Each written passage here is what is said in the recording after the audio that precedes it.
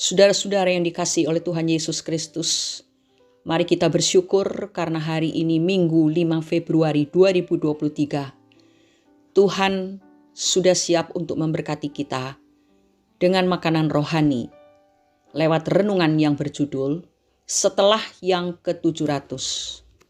Kita akan membaca satu ayat dari kitab Mazmur pasal 119 ayat 14, demikian bunyinya. Atas petunjuk peringatan-peringatanmu aku bergembira seperti atas segala harta. Saudara-saudara, seringkali kita mendengar perkataan, awas ya, ini sudah yang ketiga kalinya. Perkataan itu menjadi peringatan bagi seseorang yang sudah melakukan kesalahan sebanyak 3 kali supaya tidak melakukan kesalahan yang keempat kalinya. Orang bijak akan memperhatikan peringatan tersebut dan berusaha untuk berbuat lebih baik. Tetapi berbeda dengan seorang perempuan yang berasal dari kota Graz di Austria Selatan ini. Polisi Austria terpaksa menyeret perempuan yang namanya dirahasiakan tersebut untuk menjalani hukuman 500 hari penjara. Alasannya karena perempuan yang berusia 38 tahun dan bekerja sebagai pegawai negeri ini telah mengabaikan tiket parkir dan menolak membayar sejumlah denda sebesar 24 euro atau sekitar 355 juta rupiah. Menariknya bahwa pemerintah setempat sudah memberikan 700 peringatan kepada perempuan itu tetapi tidak pernah ditanggapi. Pemerintah sudah tidak sanggup lagi mengatasi perempuan ini. Herbert Mattersdorfer dari pihak kepolisian setempat berkata, tentu saja ada orang yang tidak peduli atas 3, 4, 5, atau 10 peringatan. Tetapi kalau sampai 700 kali, jelas tidak ada.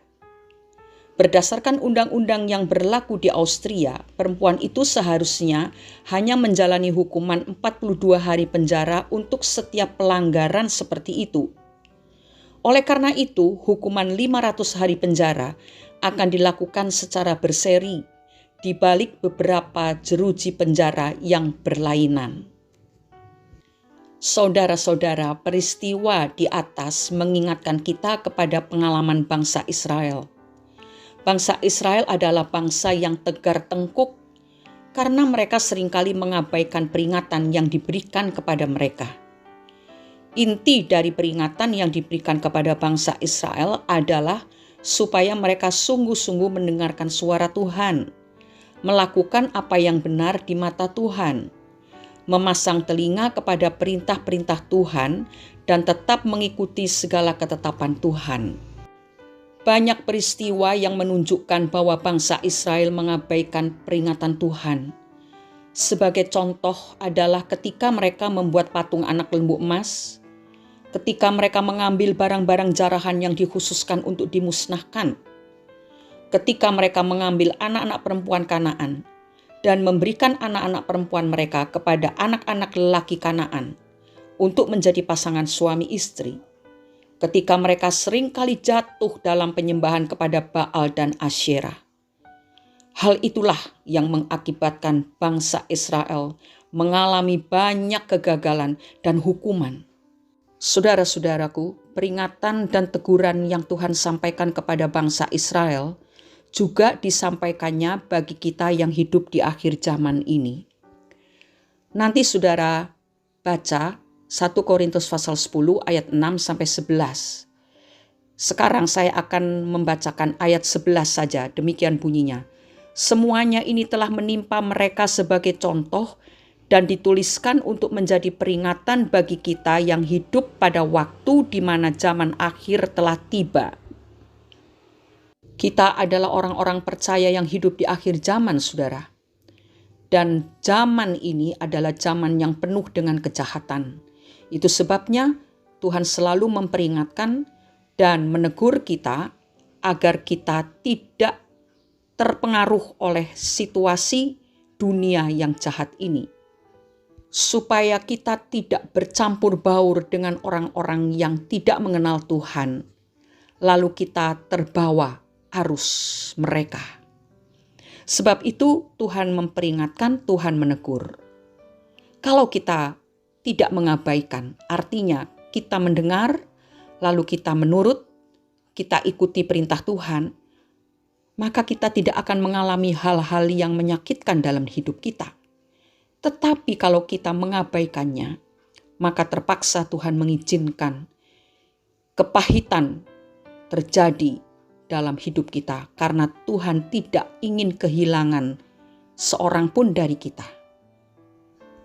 Tuhan ingin semakin hari kita semakin dekat dengan Tuhan dan mengalami pengalaman-pengalaman yang indah bersama Tuhan, menikmati kasih setianya secara utuh, menikmati berkat-berkat dan pertolongannya yang luar biasa.